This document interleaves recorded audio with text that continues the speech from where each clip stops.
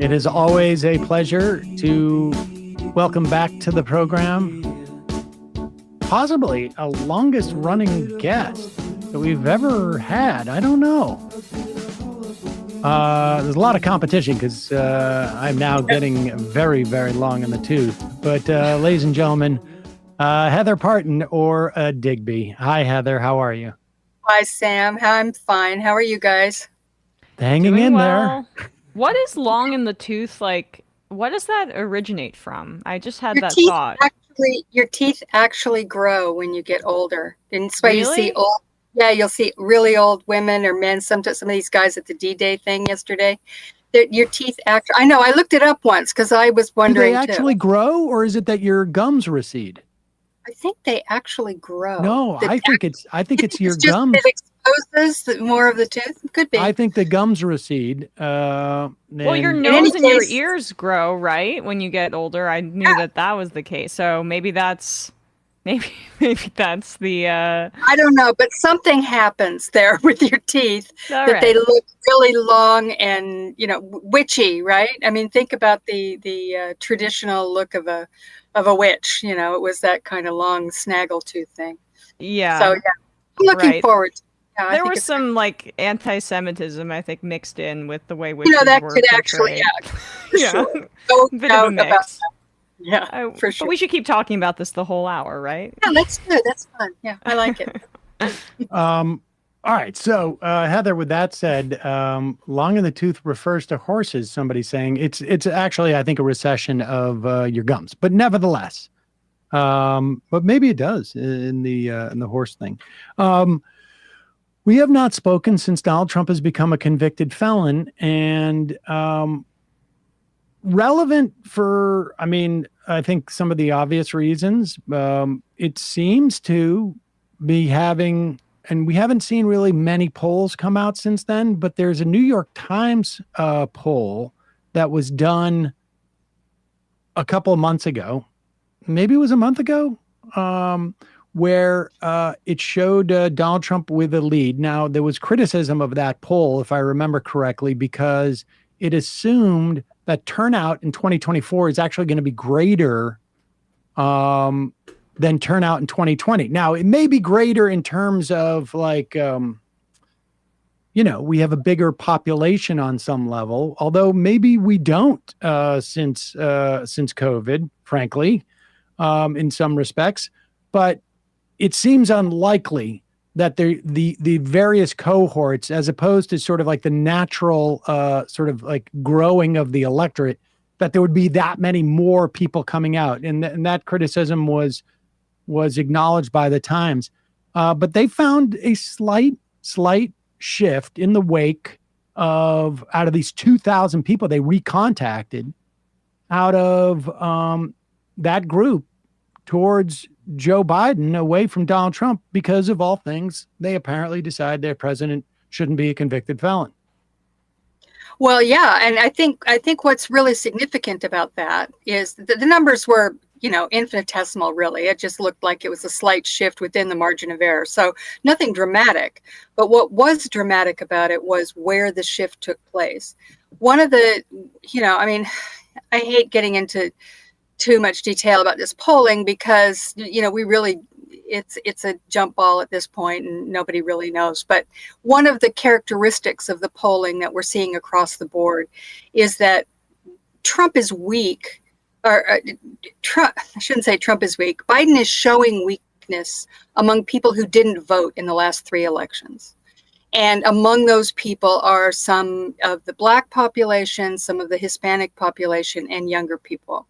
Now, younger people you have to discard because younger people may not have been old enough to vote in the last election, and people tend to vote more often as they get older. So a lot of those people who didn't vote in the last election may very well vote in this one. So let's just set that aside. But among the other two groups, this is actually pretty significant, that among the Black and Hispanic population that is, more Trump positive, they are people who haven't tended to vote in the past. So that's one thing. What happened after the conviction was that they polled people, and it was massively different among that group. Among the 20% that were Trump leaners, or among those who were Trump leaners, among that population, 20% of them moved over to Biden. Now that adds up to maybe a 1 percentage point difference, but that's a very big part of what's going on with how they're trying to, predict the electorate this time. This is a very, very important part of this. And one of the things that's happened is that Biden has hung on to the percentage of white voters of all class differentiation, I guess, best way I can think of to put it. He's hung on to those people from 2020. It's this other group of younger Black and Hispanic voters that they have to work very hard to try and get those people at least enthusiastic enough to come out and vote. And that's a group that I would suggest is probably most likely, once they start paying attention, among those who want to vote that are not going to be enthusiastic about Trump. And this poll is the first time that's showing that, with the first time that's showing that when they actually pay attention, see something, they, say, nah, I'm not going to vote for him. And it's especially interesting to me because Trump is banking on this really sick and pathetic idea that being a convicted felon is really going to appeal to Black voters because how they, about them, right? I mean, it's a sick kind of, twisted sort of strategy that he's got there that, but, they'll relate to me, the white billionaire Republican, because, he got convicted. And I don't think this polling, this very early polling is showing for the first time. Of course, that's not going to work. It's an absurd concept. So it's offensive. It's incredibly offensive. But who is that for? I mean, who is that for? It's every time these people. I mean, because let's be clear, and I just want to remind people of this. I think most people know this. There is a party that is really built around, ID, the way that people identify, and they're homogenous in this respect. And it is identity politics is completely and completely intertwined with the existence of this party, and that party is the Republican Party. Like 90% of its voters are white people. Maybe that's a little bit low. It may actually be a little bit higher than that. And when they talk about Black people, brown people, and we should say Democrats lose the white vote fairly consistently because they attract not just white people but brown people and Black people and Asian people and just immigrants. I mean, just a much wider range of people. I mean, this is indisputable. This is just the fact. When the Republican Party talks about they're appealing to Black people, it's usually in a way that is just to appeal to white people who want to think that they're not putting off Black people in some way. I mean, Isn't that always the strategy? Yes. And well, you could see it you guys are there in New York. So, you saw this with the, that rally that he held in the Bronx, right?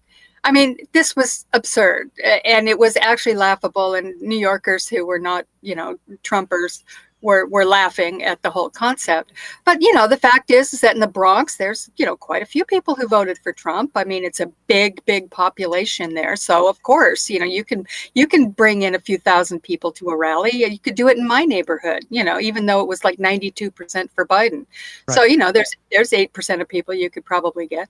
But the idea, what he did there by sort of pretending like the crowd was diverse and that there were all these Black people from the Bronx. He brought in a couple of rappers, two of whom had, were under indictment for some kind of crimes. That again, that's part of it. He wanted to say, hey, look, you're like me. We look at it so the similar. criminals love me. They all love me. The criminals love me. But the whole idea was there to show to suburban white people that are kind of queasy about all this racism thing that, oh, don't worry, the black people love him too. So you don't have to be concerned with that is, I think, exactly what it is. It's like, they're going to say that we're racist, but if we were racist, would we have rappers on the stage? I don't think so. It's like one of those messages. And it's interesting about the rallies. I don't want to get sidetracked by this, but it is very difficult to assess a candidate's popularity based upon, a single day or in terms of like turnout, right? I remember being in Manchester in 2008 for the primaries and convinced like, oh my God, Ron Paul is going to, I don't know if he's going to win this New Hampshire primary in the Republican primary, but I was like, I'd be surprised if he doesn't come in second or third, because everywhere you went, there were Ron Paul signed holders. And, occasionally you'd see one for Mitt Romney, one like around here and there. And it turned out that the difference is that everybody who voted for Ron Paul also held a sign. And so I saw a lot of people, but they did not represent. They didn't represent 10 voters or 100 voters or 1,000 voters. Each person represented exactly one voter. And all of those people who held the sign voted for him, but no more. And, I think he came in 6 or 7. I don't remember what it was, but it taught me a very valuable lesson about, sort of trying to assess because that measures the depth of support, but not necessarily the breadth of support. But I will say this, is that all the reports I've been seeing from reporters who followed Trump in 2020 or 2016 are saying there is a massive drop-off of people. Now, I don't know what that means, really, at the end of the day. I just don't know what you can tell about that. But, Trump relied on some very, very intense voters. And if they're not intense about him, they may go and pull the lever against Joe Biden, but it's a different electorate this time around. Well, I think that's true. And it's one of the things that the pollsters are starting to look at. You can even see, the god of all polling is the New York Times Siena poll, apparently. And anytime they, have a hiccup, the entire journalistic community, goes on high alert. But even there, which has been pretty kind of, predicting a, pretty grim prediction for Joe Biden up to now, is starting to make that shift. And it's not because of any bias. It's because they're starting to look at likely voters. That's what happens as you get closer to the election. And likely voters, that's a very, that's more art than science. But it's a little mystifying how they come up with it in these days of weird polling techniques, because they have to do a lot more modeling than actually talking to people, because people don't answer their phone and blah, blah, blah. We know all about that. But what they're starting to look at is what the likely voter model is going to be. And so you're seeing that in some of the coverage and what some of these pollsters are talking about. And it's very interesting to me because, again, like I said, it's more art than science. And from my observation, what I see about this election is that a lot of people are seeing it. First of all, they don't want to hear about it. They don't want to talk about it. They don't want to think about it because it's depressing. Just, both sides are just, nothing new here, nothing inspiring, nothing. Even on the Republican side, there's a lot of that. Of course, there's the hardcore MAGAs, but I mean, just among, normie Republicans who don't necessarily live their lives around politics. But they're seeing this as a rerun. It's a rerun of the last election. It's not very interesting. It's kind of dull and kind of depressing. So how that affects turnout, it seems to me, is going to be very much a part of the likely voter model that they're trying to put together. And you're just starting to see that. And one of the things that I mentioned this earlier that's very interesting is that Biden and the Democrats in general, not just Biden, just do much, much better among people who've been voting for the last 3 or 4 elections. People who have voted before, and that's including all the way up to the special elections of this year, Biden is actually quite a bit ahead among those people. It's only when you add in the new mix of people who haven't voted in the past, which, like I said, includes some younger voters who may very well this year, and they have their own issues and their own cares, and that certainly should be a concern for Biden. But if you just look at the voters who've been voting, who've been engaged in politics, and who are the kind of people who just vote, right? Like me. High propensity voters is really what it is. And exactly. And we've seen this. That's why Democrats keep winning all these special elections. That's why that's basically it. I mean, you see that in the context of a special election. The most obvious person who's going to come and vote in a special election is a high propensity voter, someone who has a high propensity to vote. And I'm going to be voting in the one where the least amount of people end up voting, because I vote. Whenever there's a vote, I'm on top of it. And it's also, it's not 1-to-1, but you can also, there is a very, very strong correlation to follow the news, don't follow the news in terms of your high propensity voting. And that's all reflected in all these pollings that you're talking about, and the way that the Times revisited this.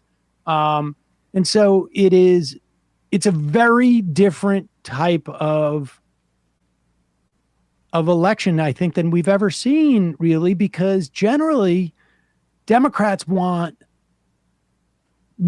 as many people to vote as possible, because broadly speaking, Democratic, at least aspirational, policy, and, actual real policy when it actually happens, favors just a wider amount of people.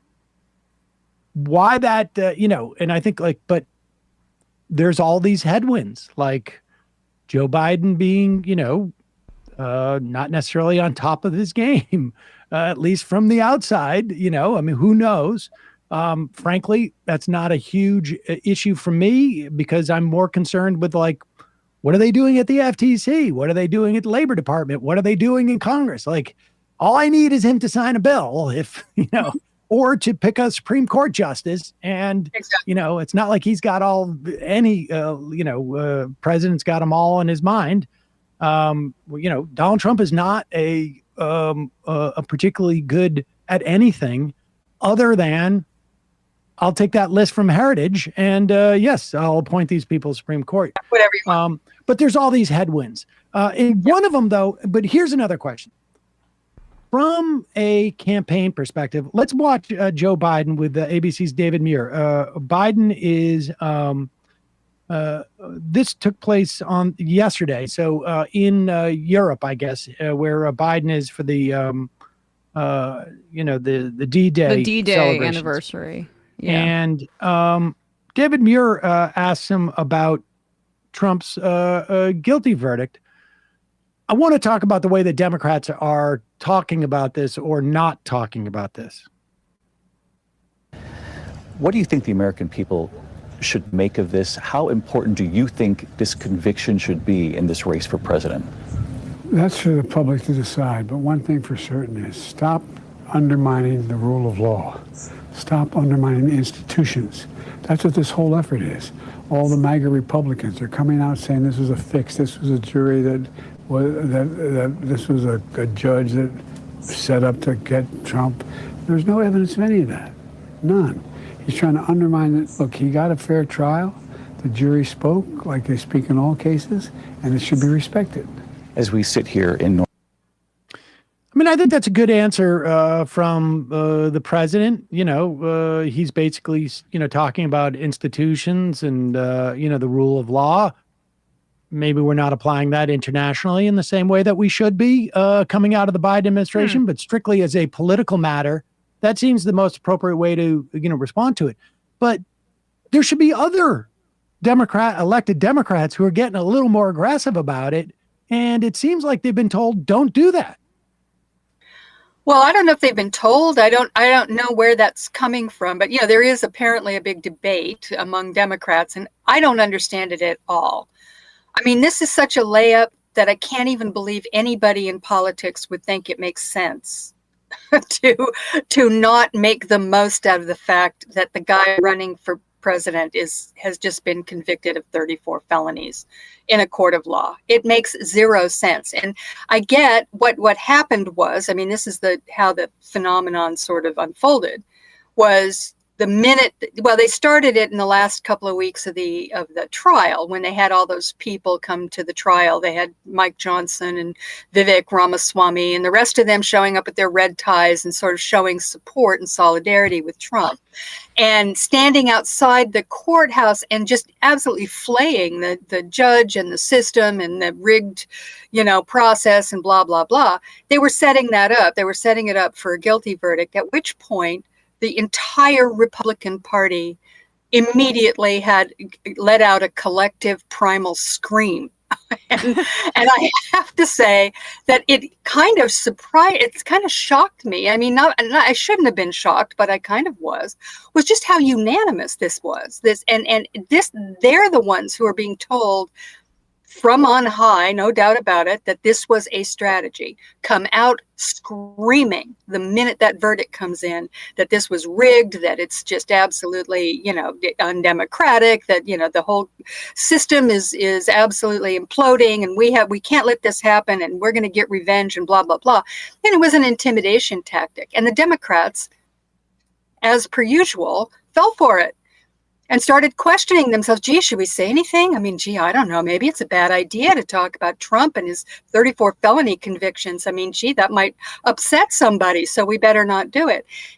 Absolutely ridiculous. Of course they should do it. And I think Democrats in Congress, there's a limited amount they can do in the House because they don't have the majority. But, I don't know. Is the Senate sleeping? What is happening? The Senate is 100% sleeping. 100% sleeping.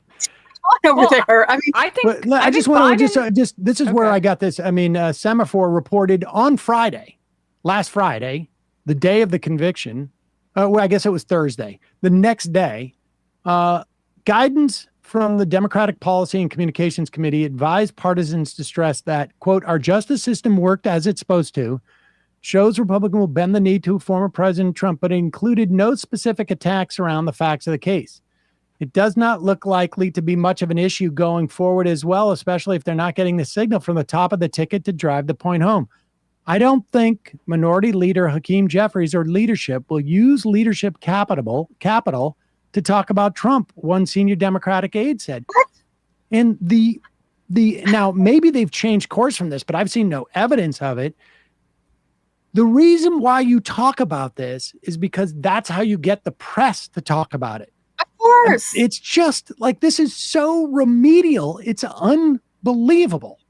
I'm stunned by it too, Sam. I honestly could not believe, as I watched it unfold. I didn't read that Semaphore article, so I didn't get that this was actually a talking point or some kind of instruction coming from the Democratic Party. It's absolutely idiotic. I get it. It's unpleasant. This is not a fun fight at all to have, because you see people like, and I feel it too. I see Marco Rubio and, people who otherwise we might not have thought of as, in the Tommy Tuberville school of politics, just kind of ignorant and MAGA and ridiculous, but they're all like that now. So you just have to accept that and recognize that it's going to be mano a mano, hand-to-hand combat over through the next few months until the election. And that means, you can't just sit back and go, well, we don't really want to talk about that. We don't really think that's important. They're talking about it, for God's sakes. And people are listening to what they're saying. And if the Democrats aren't actually, countering with anything, it just, this is why leaves a vacuum. But we've talked about this with Democrats all the time. But in this case, I didn't read that Semaphore article either, Sam, but that quote about how they need direction from the top of the ticket seems exactly right, because we covered Biden's speech a week ago today, where he came out after the Trump guilty verdict to talk about the Israeli ceasefire proposal that Israel's not agreeing to, and tried to look in control and presidential. And he had this pre-planned moment, clearly, when he's walking out and the reporter asks him about it, and he turns around and makes a memeable face for all the kids on the internet.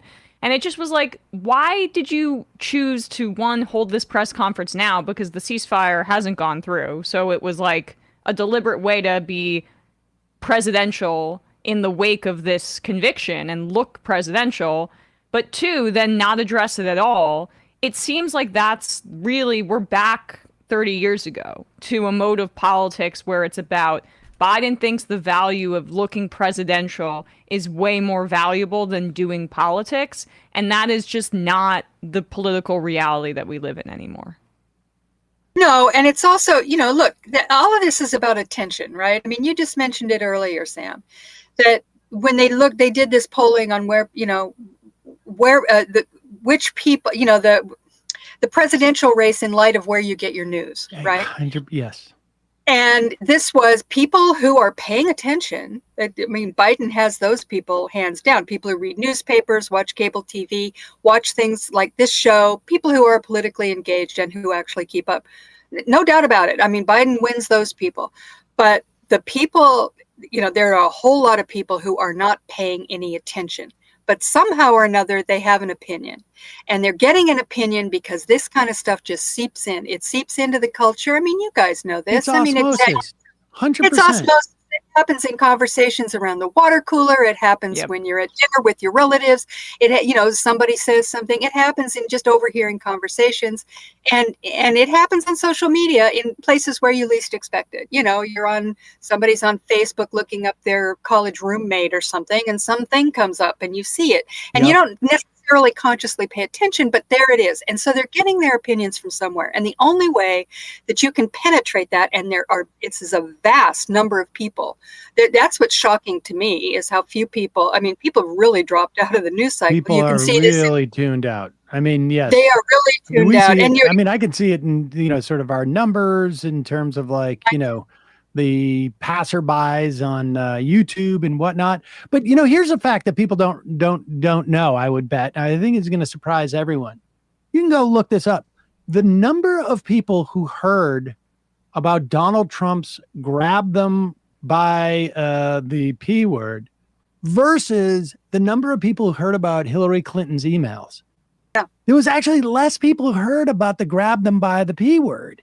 And that is because no, I'm talking specifically during the campaign, though. I mean, the emails. I mean, because there was literally polling about this.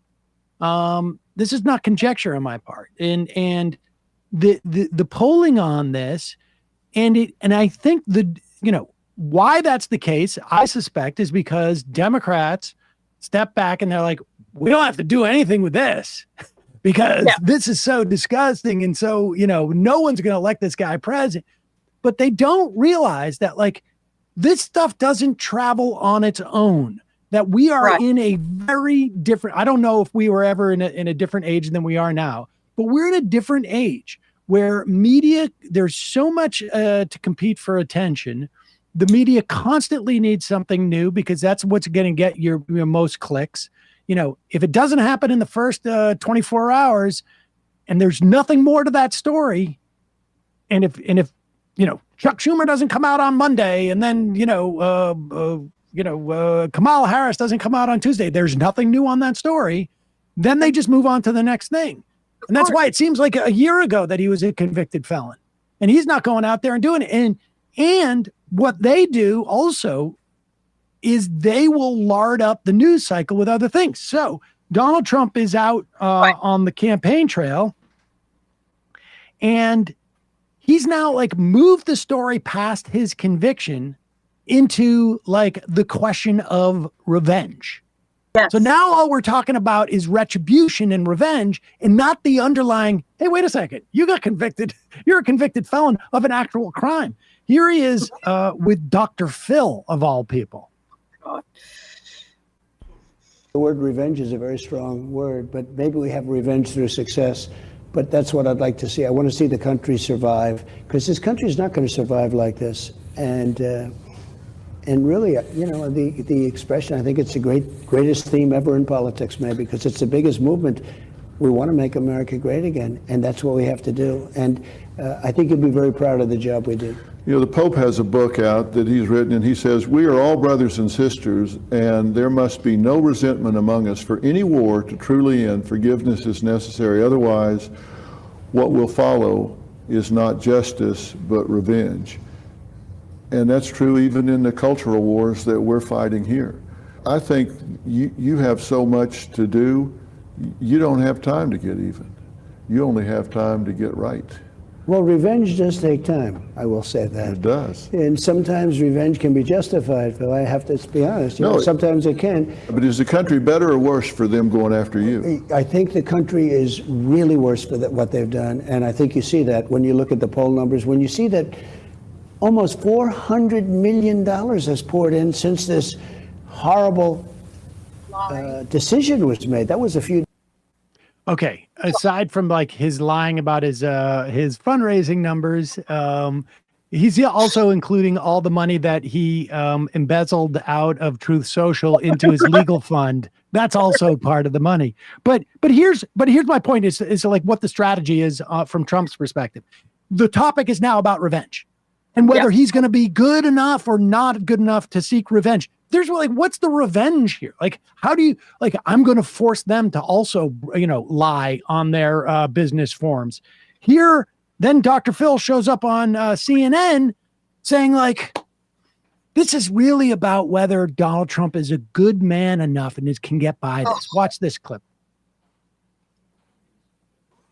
Is his inclination, because just today, he said, for example, that he would indict the January 6th committee members, presumptively the members of Congress who were on that committee investigating what happened on January 6th. Are you more or less convinced after sitting down with him that he actually would follow through on those kinds of pledges? Well, I actually don't think he will. I think this is a situation that it's a process. This is something that I think he's had in his mind, that there's only one way to go, and that's to get even. And I think I've really made some headway with him that is not the way to go. I think it's a process. I think he'll turn this over and over in his mind, and totally. I don't think he will do that. And to the extent that I have any opportunity to lean into this with him, I am going to relentlessly try and get him to not do that and to get others to not do that. Look, we need to stop this. This is a time where America needs to come together, not be playing. Okay. I mean, well, this is, I'm convinced, sure. But I mean, aside from the sort of like shocking sort of narcissism that Dr. Phil has, that's not surprising. But the amazing thing that's happening in the absence of something for like an Abby Phillips, let's say, to push back on, like, because there's a vacuum of people saying he got convicted of a crime that was, did Alvin Bragg bring these charges because the prosecutor is a political position and they want to bring charges that, make them seem like they're doing their job? More than likely, that's why every prosecutor prosecutes. They may, but they also don't bring cases they think they're going to lose. And this was a case where a jury found him guilty. Right. And this whole talk of like, will he or won't he seek revenge? Well, wait, how is this in any way equal? He's going to make up charges and try and imprison people because they sat on a congressional committee? That should be the question. And the Democrats are not forcing that question. And the media is certainly not going to do it because they're more interested in Dr. Phil. If he thinks, can you change him through therapy? I mean, it's crazy. TV therapy. Well, I have a couple of points on this. The first is that, the revenge thing. I mean, this has been true. Trump has been, a vengeance is mine kind of guy ever since the 1980s. It's all documented. I've written about it probably a dozen times since Trump came down that escalator, because it's a very fascinating part of his personality, right? I mean, it is there, and he's always been that. But there's more to it than that. Wanting like a Roy Cohn figure for his attorney general. That's who he is. He's like a mob boss. You gotta show him who's boss here, and then they'll only respect you if you hurt them. That's always been his credo. And it's in his books, and he's given speeches. He gave a speech to Liberty University back in 2012, where he said, two bits of advice, kids. I mean, Liberty University, the religious right, Jerry Falwell University, right? He said, two things, kids. First, always get a prenup. Second, always get payback. And this is all the Christian kids are going, yay, we love Jesus. It was ridiculous. But so this has always been part of him, and nothing surprising in it. And, the idea that he's suddenly become so overwhelmed with anger over what's happened to him that he simply has no choice. It's ridiculous. He's always been this way. The second thing is, though, there's a strategy here, and this strategy is being pushed by the Republican Party. And that is, some of it has to do with Trump's court case that's before the Supreme Court right now. It's the immunity case. Remember, Judge Alito, in his questioning on that, brought this up. So what do we do if we have a bitter president who wants to go after his rival? Don't we have to stop this cycle of retribution? Don't we have to stop it? So this thing is percolating in their minds, this idea that they have no choice but to go after the Democrats, to do whatever it takes, because they have to stop this. They have to stop the Democrats from doing this horrible thing that they've been doing. And what that covers up for everybody is the fact that Donald Trump, and I don't know, he's got a dozen or more, former and current associates, are all criminals. They're criminals. They're being convicted. They're under indictment. They're being convicted. Some of them. One this week in Wisconsin with Chesbro and others. I mean, they're pleading guilty all over the place. They're being, this is not, if this is a conspiracy, then it is the most, voluminous conspiracy in world history. That everywhere across America, you've got their tentacles out to get Trump's from the lowest to his highest associates.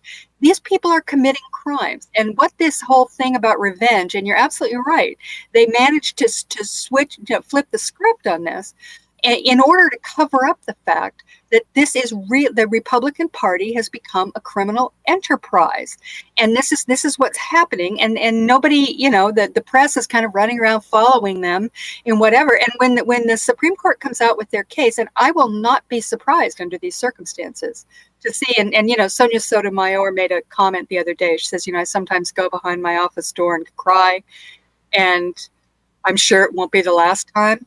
And everybody kind of goes, "Oh, geez, oh my God, what's coming?" Right.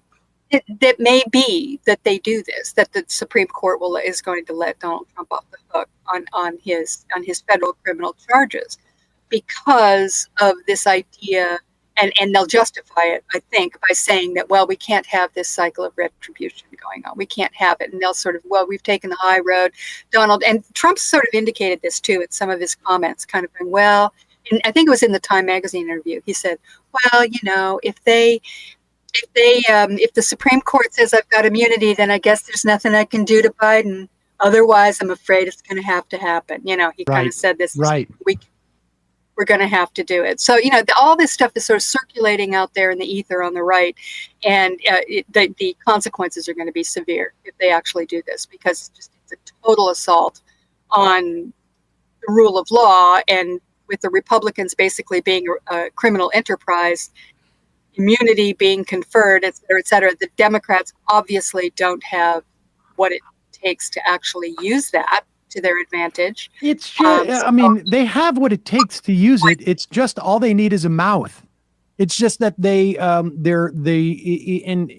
it's just they're bad at politics sometimes. I mean, I don't know what else to say.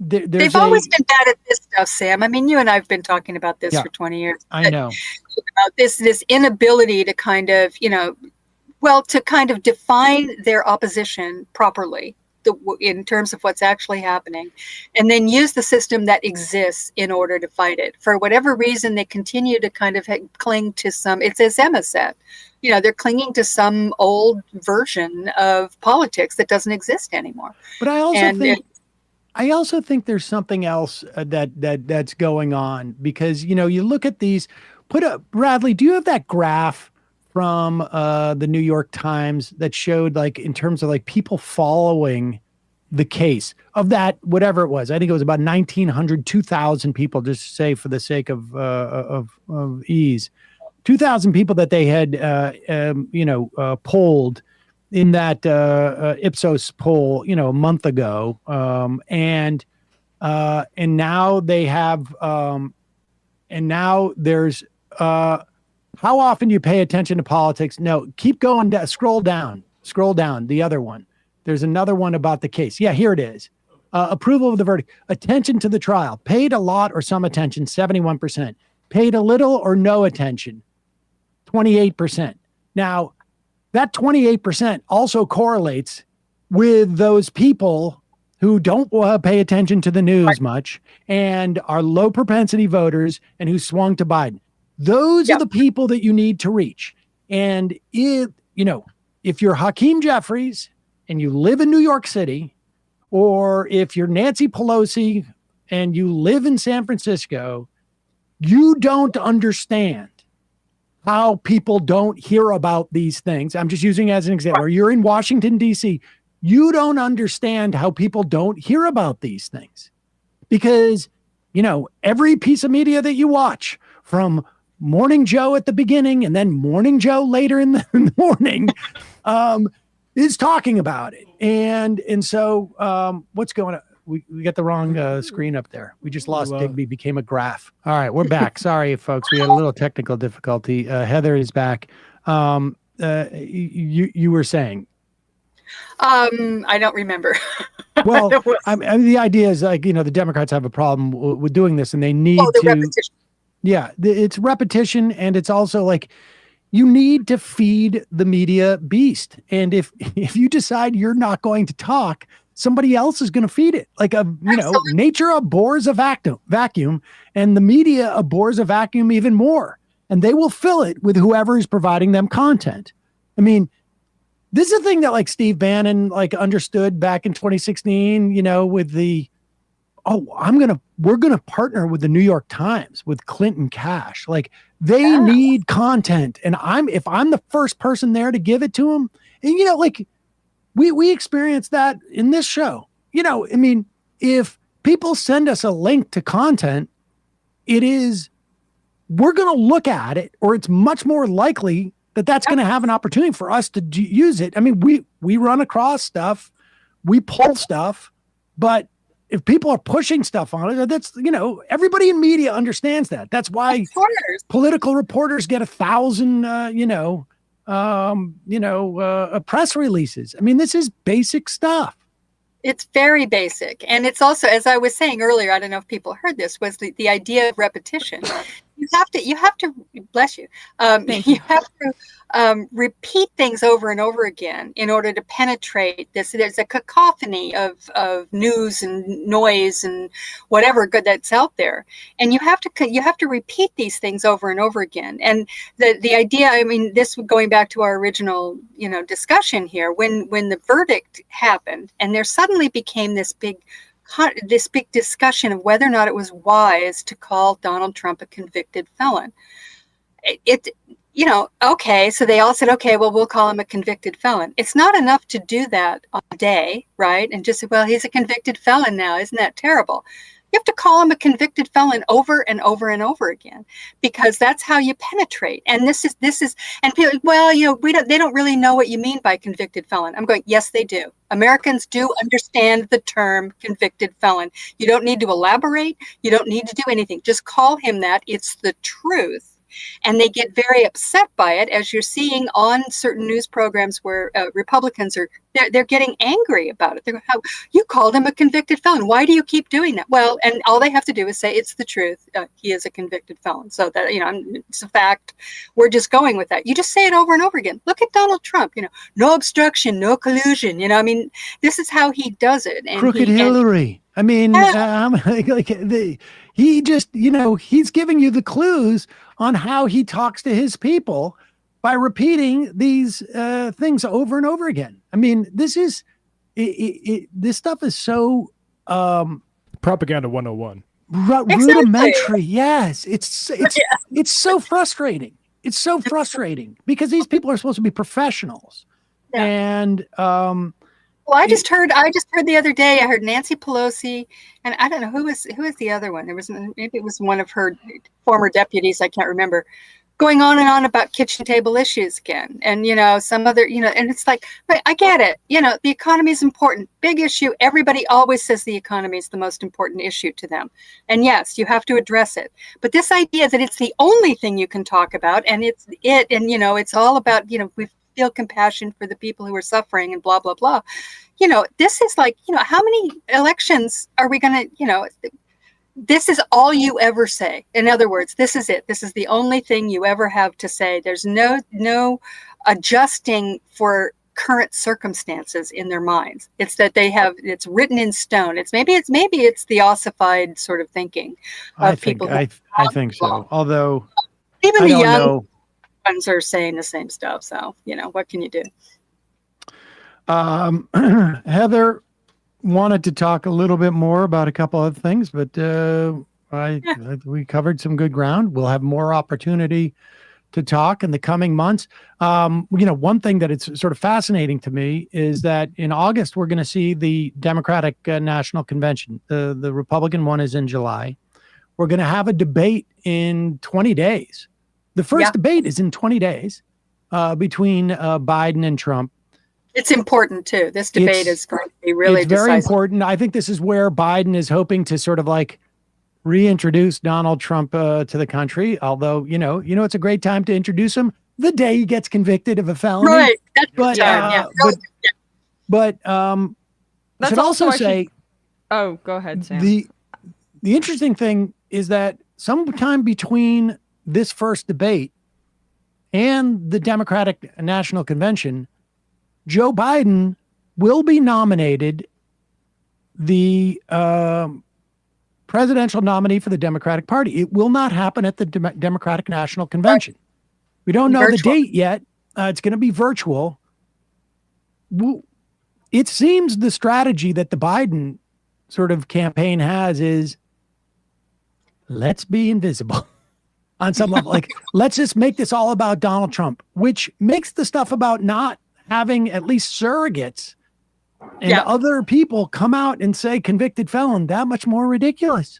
Exactly. And they've got a lot of them who could do it. I mean, you get Gavin Newsom and Gretchen Whitmer and J.D. Pritzker and, Josh Shapiro. I mean, these are all big name, they're second tier. We're going to hear a lot more about them in the next couple of years. Kamala Harris, the rest, and there's a lot of people who can be out there making this case and doing it effectively. And I keep waiting, I've been sitting here going, well, come on, they're gonna, really launch here any minute. It's getting late, guys. Gotta get going now. Getting late, and I'm getting a little bit, anxious here. I'm having some bad dreams at this point. I'll be honest. I don't think I'm going to have more than 2.5 hours of contiguous sleep for months. So until November, and then maybe, I don't know. I may never sleep again. I don't know, but yeah, I'm getting anxious. I'm getting a little anxious. Well, Heather, we will check in and see how your sleep is going, and over the next month. Always a pleasure. And of course, we will put links to your work at Salon and at the Uber blog, Hullabaloo. Okay. Thanks for having me. You guys have a great weekend. You too, Heather. Bye-bye. Hey, folks, don't forget to hit the subscribe button and check out our daily show. We do it every day at 12 p.m. Eastern for about 2.5 hours. We even take phone calls. You should check that out.